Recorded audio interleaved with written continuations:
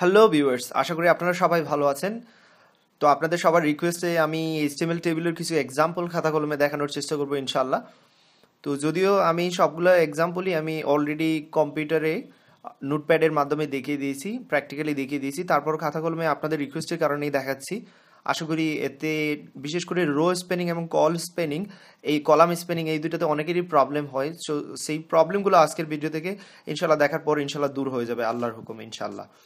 তো চলুন শুরু করা যাক। আজকে আমি যে এক্সাম্পলগুলো আপনাদের দেখানোর চেষ্টা করবো এইচটিএমএল টেবিলের, সেগুলো থাকবে রো স্পেনিং এর উপর।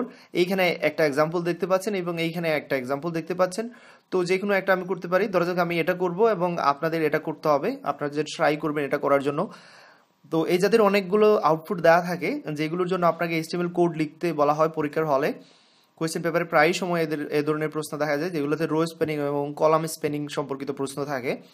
তো ইনশাআল্লাহ পরবর্তী লেকচার ভিডিওতে দেখবো আমরা কলাম স্পেনিং, আজকে দেখি রো স্পেনিং, এবং তারপরে একটা ভিডিও থাকবে যেখানে আমি দুইটা কম্বিনেশন করে আপনাদের দেখানোর চেষ্টা করবো, অর্থাৎ রো স্পেনিং এবং কলাম স্পেনিং। তো শুরুতে একটা কথা বলে নিই, আপনারা এখনও হয়তো অনেকেই আমার চ্যানেলে সাবস্ক্রাইব করেননি, দয়া করে সাবস্ক্রাইব করে নেবেন, কারণ জাস্ট ডাউনলোড করে অনেকেই চলে যান। আসলে ইন্সপায়ারেশন একটা ম্যাটার এইখানে আছে, অনেক সময় ভালো লাগে যে হ্যাঁ অনেক সাবস্ক্রাইবার অলরেডি আমি পেয়ে গেছি। তো দয়া করে এইখানে যারা এখনও সাবস্ক্রাইব করেনি দয়া করে সাবস্ক্রাইব করে নেবেন। আমি অলরেডি আপনাদের কাছে অনেকবারই বলেছি আমি অনেক কৃতজ্ঞ, কারণ আপনারা আমার ভিডিও রেগুলার দেখেছেন এবং আমাকে অনেক ইন্সপায়ারেশনাল মেসেজও দিয়েছেন, অনেকে কমেন্টও করেছেন, আবার কেউ কেউ ফোনও দিয়েছেন। সবার কাছে কৃতজ্ঞতা প্রকাশ করি আজকে ভিডিও শুরু করতেছি। রাইট, তো আমরা কি করব, এই প্রবলেমটা সলভ করব, তার জন্য আমি কোড লিখব। আরেকটা বিষয় বলে রাখি, পরীক্ষার হলে যখন আপনারা লিখেন যাতে হাতের লেখাটা একটু পরিষ্কার পরিচ্ছন্নতা বজায় রাখেন, সেটাও একটা ফ্যাক্টর। ওকে, তো আমরা কোড লিখব। কোডের বেলায় কিন্তু খুবই পরিষ্কার পরিচ্ছন্নতা মেনটেন করা উচিত। আর কোড লেখার সময় যে সিস্টেমটা আমি দেখাচ্ছি সেটাই ইউজ করবেন আপনারা। ধরে যাক আমরা এই প্রবলেমটা আজকে সলভ করবো, রাইট? তো এটার জন্য আমি কোড লিখব, এটার জন্য। ওকে, তো প্রথমে দেখা যাচ্ছে এইখানে আমরা যেটা করি, বেসিক স্ট্রাকচারটা তৈরি করে নেই, যেটা লিখি যে ডক টাইপ এইচটিএমএল।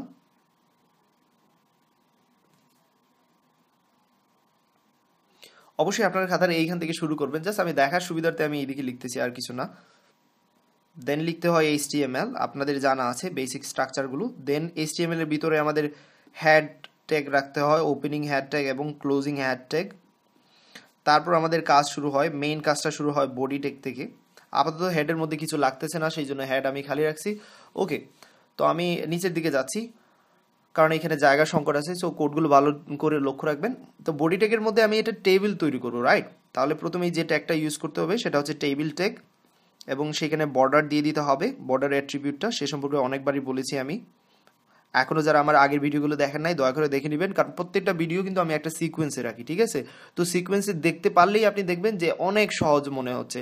আসলে আমি বারবার একটা কথা বলি যে এইচটিএমএল কিন্তু অনেক সহজ একটা ল্যাঙ্গুয়েজ, এবং আমি আরও বলি যে সি প্রোগ্রামিং যা কিছু বলেন, আমি যতগুলো ভিডিও তৈরি করি আপনাদের খুব সহজে বোঝানোর জন্য করি, এবং বিগিনার থেকে অ্যাডভান্স লেভেলে নিয়ে যাওয়ার চেষ্টা করি কিন্তু আমি। আচ্ছা, তো ওপেনিং টেবিল দিয়ে আমরা টেবিল ট্যাগ শুরু করলাম। এবার যেটা করতে হবে, আমাকে প্রথম রো এর কাজটা করতে হবে। এটা দেখতে পাচ্ছি আমরা টেবিলের প্রথম রো, তাই তো? তো রো এর জন্য যে ট্যাগ ইউজ করতে হবে সেটা নিশ্চয়ই আপনাদের জানা আছে, টিআর ট্যাগ। তো এটা হচ্ছে আমার ওপেনিং টিআর, এবং পুরো কাজটা আমাদের করতে হবে এই যে ক্লোজিং টিআর, ওপেনিং টিআর এবং ক্লোজিং টিআরের মধ্যে, রাইট? তাহলে ওপেনিং টিআর দিলাম এবং এইখানে ক্লোজিং টিআরটাও দিয়ে নিচ্ছি যাতে করে বুঝতে সুবিধা হয় আমাদের, রাইট?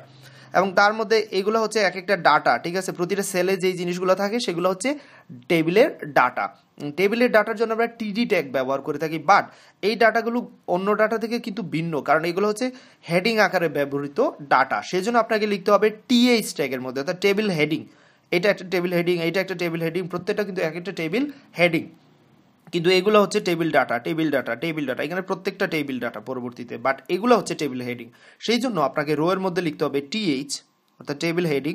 প্রথম হেডিংটা হচ্ছে row, opening TH, closing TH. তারপরে আবার টিএইচ দিয়ে আপনাকে লিখতে হবে নেম, এবং সেই টিএইচটাকে ক্লোজ করে দিতে হবে।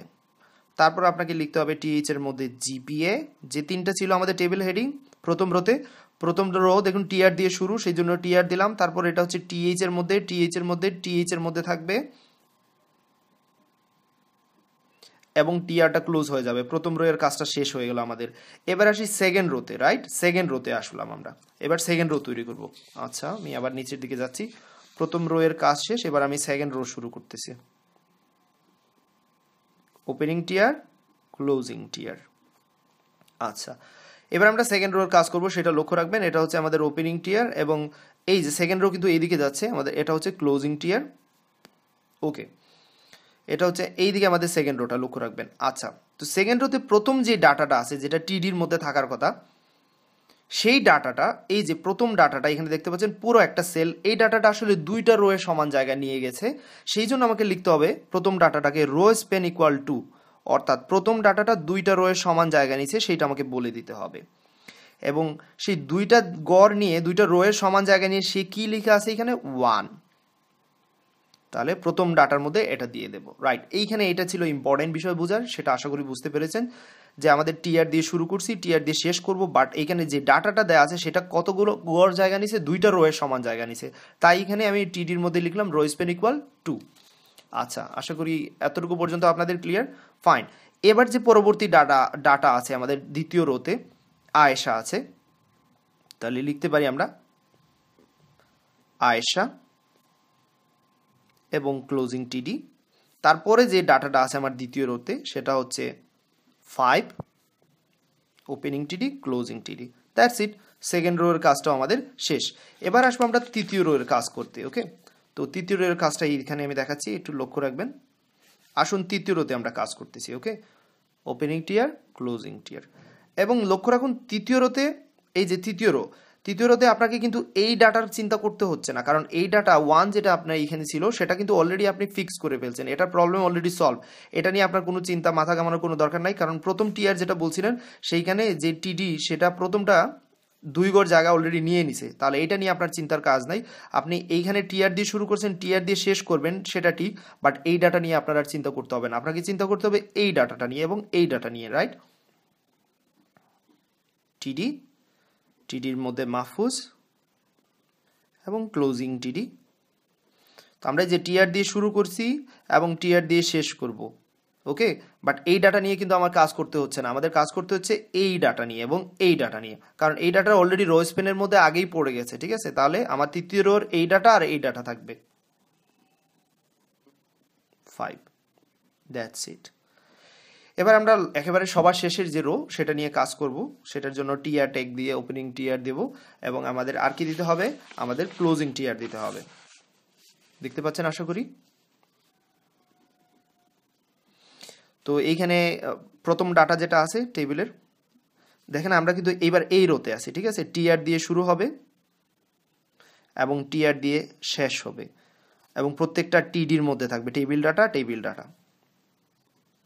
ওপেনিং টিডি ক্লোজিং টিডি, ওপেনিং টিডি দিয়ে আমরা আদিল, এই যে সেকেন্ড ডাটাটা লিখতেছি, দেন 3 গেল, আদিল গেল, এবার লাস্ট ডাটা যেটা আছে টিডির মধ্যে 4.5, সেই ডাটাটা ঢুকিয়ে দিলাম। তো এতটুকু কাজ করা হয়ে গেল আমাদের পুরোপুরি কাজটা প্রায় শেষ। এবার যেটা করতে হবে যে আপনারা যেটা ওপেনিং টেবিল টেক লিখেছিলেন সেটা ক্লোজ করে দিতে হবে, সেই টেবিলটা। ওকে, ফাইন। তারপর আমরা পুরো কাজটা করছি কার মধ্যে, বডির মধ্যে, সুতরাং ওপেনিং বডি ছিল সেটা আবার ক্লোজ করে দিতে হবে আমাদের।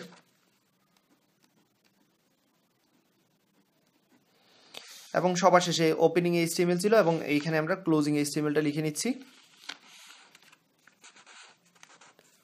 ক্লোজিং এইচটিএমএলটা লিখে নিলাম। তো লক্ষণীয় বিষয় ছিল এটাই যে আমাদের এই যে বডি টেকের শুরু থেকে বডি টেকের শেষ পর্যন্ত লক্ষণীয় বিষয় ছিল, এবং আশা করি এতটুকু পর্যন্ত আপনারা বুঝতে পেরেছেন। যদি এখনও আপনারা পুরোটা না বুঝে থাকেন, প্লিজ আবার ভিডিওটা একটু পুনরায় দেখতে পারেন। এবং আমি জাস্ট আবার পুরো কাজটা আপনাদের দেখাচ্ছি, একটু ভালো করে দেখেন। ডক টাইপ এইচটিএমএল থেকে শুরু হয়েছিল, এইচটিএমএল টেগের শুরু থাকবে এবং অবশ্যই পুরো কোডটা এইচটিএমএল টেগের মধ্যে থাকবে। এই যে লক্ষ্য রাখুন পুরো টেগটা আমাদের কিন্তু এইচটিএমএল টেগের মধ্যে। ওকে, ফাইন। দেন আমরা বডি টেগ দিয়ে শুরু করেছি এবং অবশ্যই বডি টেগটাকেও ক্লোজ করে দিতে হবে। লক্ষ্য রাখবেন যে আমিও কিন্তু বডি টেগটা ক্লোজ করে দিয়েছি। এই যে তারপর আমার পুরো কাজটা হচ্ছে টেবিল টেগের মধ্যে, এই যে টেবিল টেগ শুরু আর এই যে টেবিল টেগ শেষ। তারপর টেবিল টেগের মধ্যে এক একটা রো তৈরি করেছি, রো এর জন্য যা যা করা দরকার তা করেছি। এখানে 4টা রো ছিল, এই জন্য একটা রো, এই যে ওপেনিং থেকে ক্লোজিং একটা রো, এইখান থেকে এইখানে একটা রো, এইখান থেকে একটা আরেকটা রো, 3টা, আর এইখান থেকে আরেকটা, হচ্ছে মোট হচ্ছে 4টা রো। এবং প্রতিটা রোতে যা যা করার দরকার তা আপনারা ভালো করেই দেখেছেন। তো আজকের ভিডিও এতটুকু থাকবে। ধন্যবাদ, সুস্থ থাকুন এবং পরবর্তী লেকচার ভিডিওটিতে আমি আপনাদের কলাম স্পেন নিয়ে একটা ভিডিও দেখানোর চেষ্টা করব। সেই ভিডিও দেখার জন্য অগ্রিম আমন্ত্রণ রইল এবং দয়া করে আবারও বলতেছি, আপনারা যারা এখনও আমার চ্যানেলে সাবস্ক্রাইব করেন নাই, কারণ আপনাদের কারণেই আমি বলতেছি। অনেক সময় দেখা গেছে আপনারা অনেকেই বলেন ভিডিওটা যদি আগে দেখতে পারতাম তাহলে হয়তো আমাদের উপকার হইতো বা আমার উপকার হইতো, এরকম অনেকেই বলে থাকেন। তো তাদের উদ্দেশ্যে বলতেছি, আপনারা যদি সাবস্ক্রাইব করে রাখেন তাহলে আমার নতুন নতুন ভিডিওগুলোর যে নোটিফিকেশন সেগুলো আপনাদের কাছে পৌঁছে যাবে এবং আপনারা বুঝতে পারবেন। ওকে, আর চাইলে আপনারা আমার ফেসবুকেও কন্ট্যাক্ট করতে পারেন। আমার নতুন ভিডিওগুলো আপলোড হলে আমি ফেসবুকেই প্রথমে ওইখানে জানিয়ে দিই সবাইকে। তো এই ফোন নাম্বার ইউজ করে আপনারা আমাকে ফেসবুকেও অ্যাড করে নিতে পারেন। ওকে, আর আপনাদের সবাইকে ধন্যবাদ ইন্সপায়ারেশন দেওয়ার জন্য। রেগুলার ইন্সপায়ারেশন দিয়ে যাবেন এবং আপনাদের মতামত জানাবেন যে কোন বিষয়ের উপর ভিডিও তৈরি করলে ভালো হয়, সেই সম্পর্কে জানানোর চেষ্টা করবেন। আর এই এক্সাম্পলটা সলভ করে আপনারা আমার ফেসবুক মেসেজে দিয়ে দিতে পারেন। যারা মনে করেন যে সন্দেহ আছে, এটা হয় নাই বা হচ্ছে না, তারা আমাদের মেসেজ দিয়ে চেক করে নিতে পারেন। আমি আপনাদের জানিয়ে দেবো যে সেই কোডটা ঠিকমতো লেখা আছে কিনা না। ওকে, স্ক্রিনশট তুলে বা খাতার মধ্যে লিখে সেটা আপনারা ছবি তুলে আমাকে পাঠিয়ে দিতে পারেন। আজকে ভিডিও এতটুকু। আল্লাহ হাফিজ।